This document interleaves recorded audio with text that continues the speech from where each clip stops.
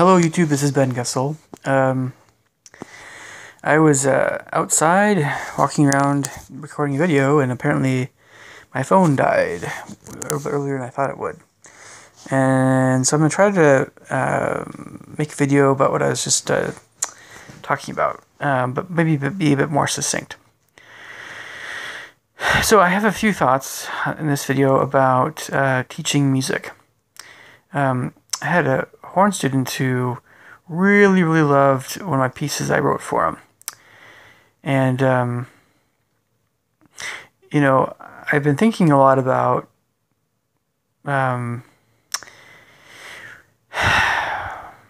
the pros and cons of a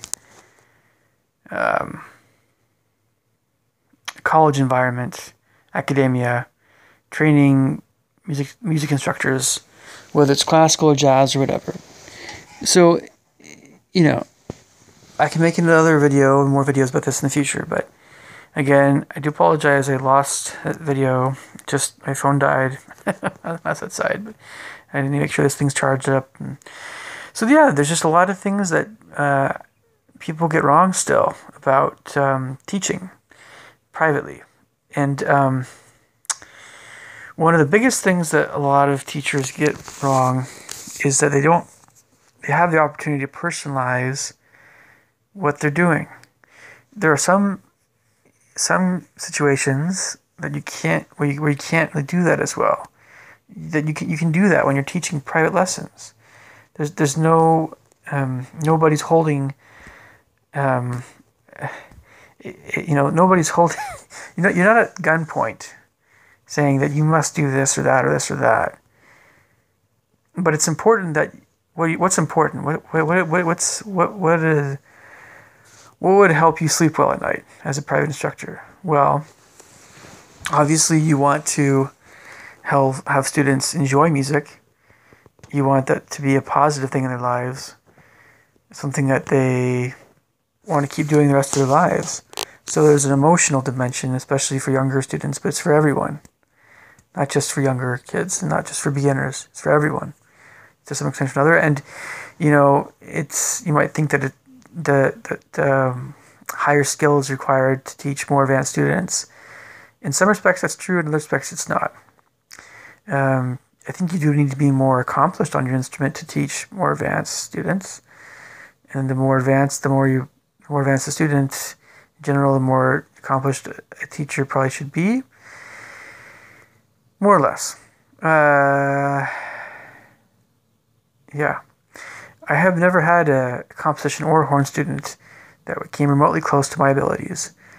I've just had a lot of piano students, a lot of them. So none of them, again, maybe a few of them have come a little bit closer to where I'm at, but not really. But a little closer to my ability in piano. But with horn and composition, I've left them all in the dust. But anyway, that's a different subject. I wanted to say, the thing that academia, the many things that academia gets wrong in general. Again, you need to personalize your lessons, and what that means is you have to understand not only what methods, the content of different books, that academia does that fairly well, and how much it can help, what can help students with, and when different kinds of students are ready for different kinds of books. And there's always a lot of wiggle room there, but some more than others. But it's also important that you're observing a student very closely, and that you're observing when a student truly learns something that you're talking about. And you're also observing a student's emotions and how much they're enjoying lessons and what's really happening. All the stuff that's going on when they're practicing, how are they practicing, how effective are they. But you also need to just check how much they're enjoying what they're playing. And this is because the nature of more advanced music lessons where you work more on technical studies that are not as enjoyable oftentimes. Because there's that big bad man, right, looming in the background. And that kind of, those kinds of lessons, you think that everybody needs to go through that same kind of lesson, even if they're younger, and that's just not the case. In fact,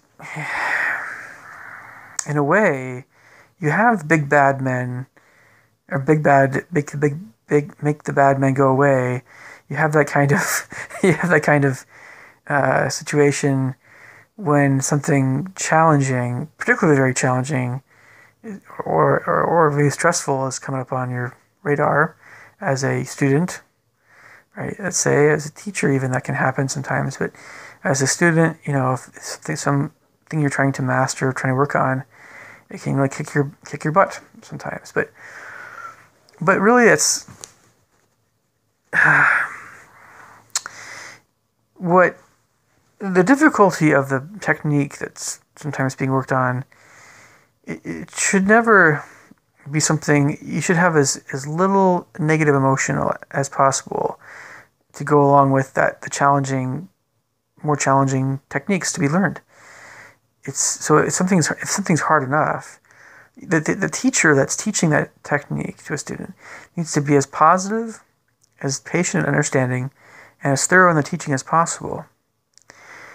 You don't want to, you have some people that are thicker skinned, and yes, and maybe you can say, oh, the only people that are going to make it in as professionals are those that are going to be the most technically skilled and thickest skinned, and to get through all this stuff. And there's so many things that you should never discourage an imaginative, sensitive person from composing music if that's what they want. If they can write expressive music, you should never do that, first off. And you should never discourage someone who wants to become a better, performer.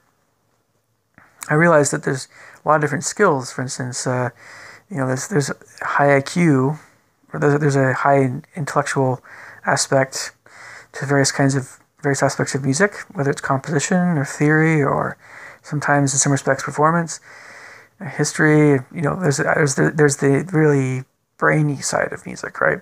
Then there's the emotional side. There's the imaginative, emotional, and aesthetic side, and with composition and also with performance and all these other things. And then there's all the different techniques to be learned and different kinds of the areas of technique that different kinds of performers are more skilled at. They can use technique perhaps in other respects, but I call this kind of the physical side of playing. Sometimes you have very physically strong musicians. Sometimes you have musicians that have very nimble fingers. Some musicians are very whatever. You can keep going down the list of all these different things. And you also have musicians that handle stage fright very, very well. And they just don't crack up under pressure. They're very level-headed that way. But you can also have showmen. You can also have people that thrive under performing kinds of situations.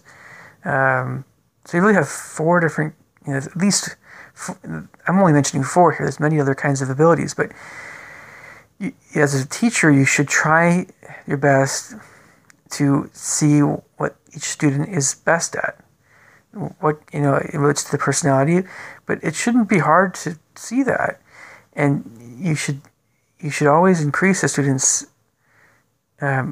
strengths, keep working on strengths, and have students' weaknesses. You should also work on them as well, but realize that they are weaknesses, and that in this life there's some people that will probably never get to that point. But just never say never to that person. Just say it's very unlikely, right?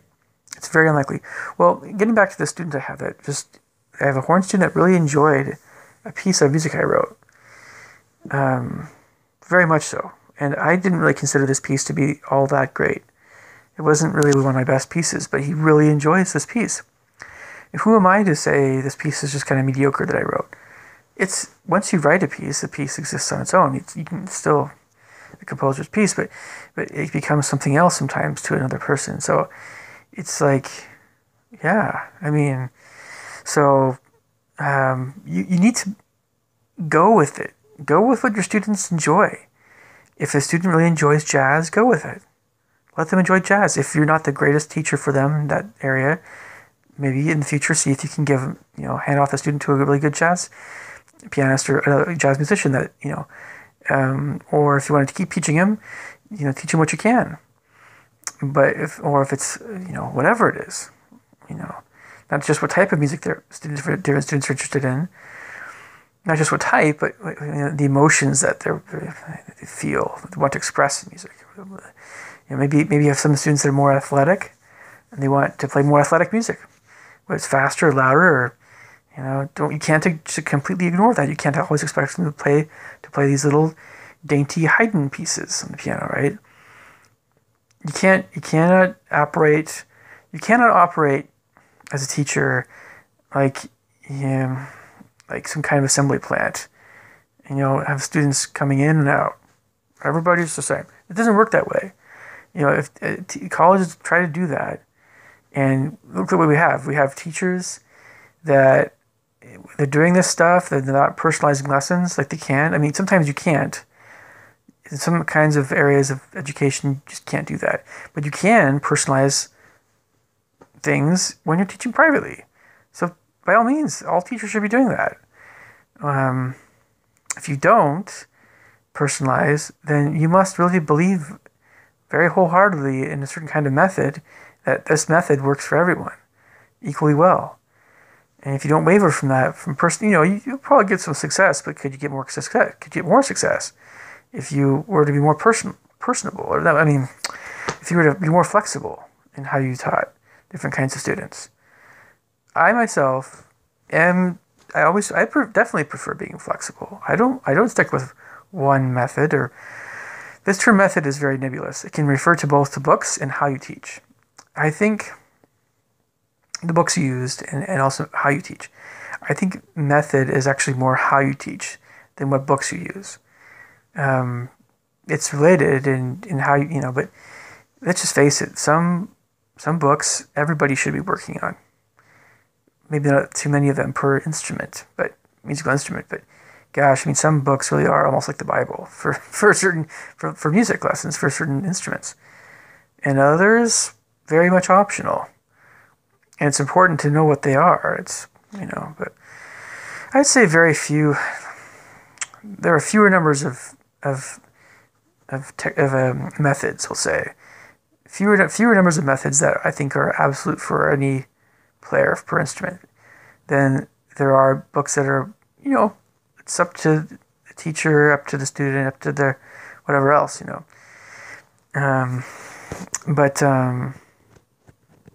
Anyway. So many teachers just ignore. They ignore what their students truly enjoyed, why they are musicians. And if they don't ignore them, they don't put as much importance in what each person is all about in music. And it has to change.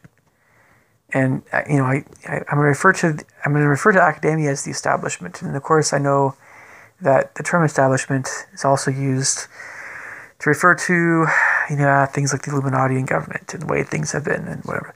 The Washington D.C. establishment, I understand that, but it's always been the case that academia it's almost kind of it's very annoying in a way. It's worse than annoying. It's like this old man who can't change his ways. Some of them are good, some of them are not so good.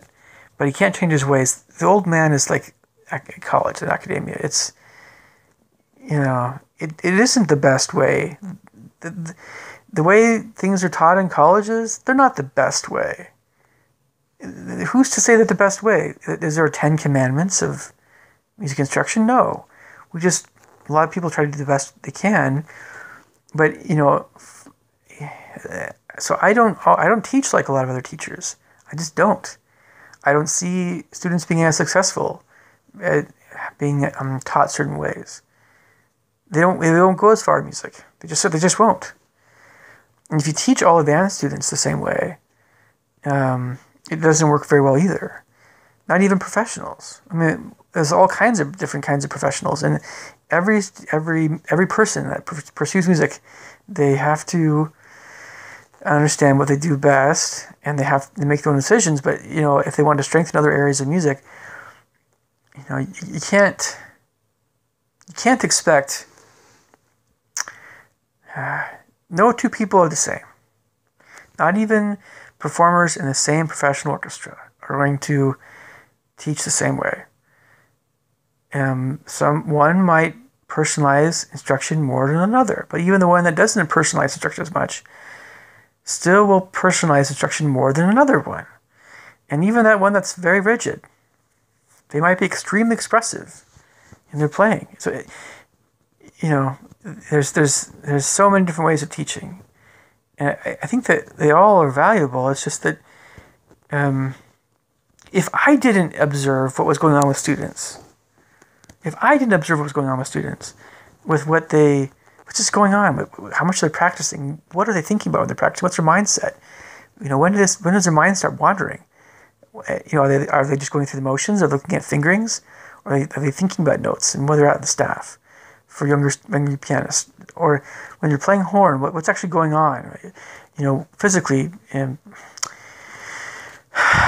all these things. We don't ask these hard questions enough as teachers, or those that do, I think do have more success in their teaching because they've asked some very hard questions, and they will continue to ask very hard questions. Very almost impossible questions to answer, but those are the ones that sometimes truly matter. And a lot of times it has to do with, you can't teach Bob the same way that you teach Tom or Sue or Claire, or they're all different people.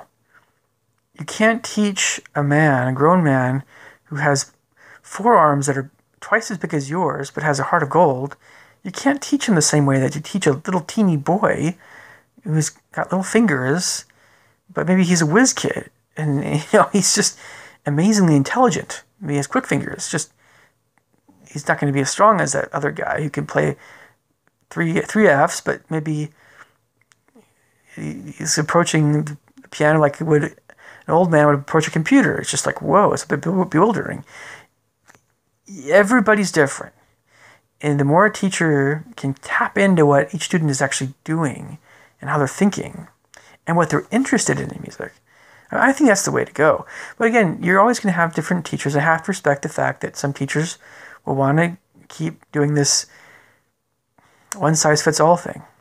Anyway, leave me your thoughts and comments below. I'll catch you guys later. Bye.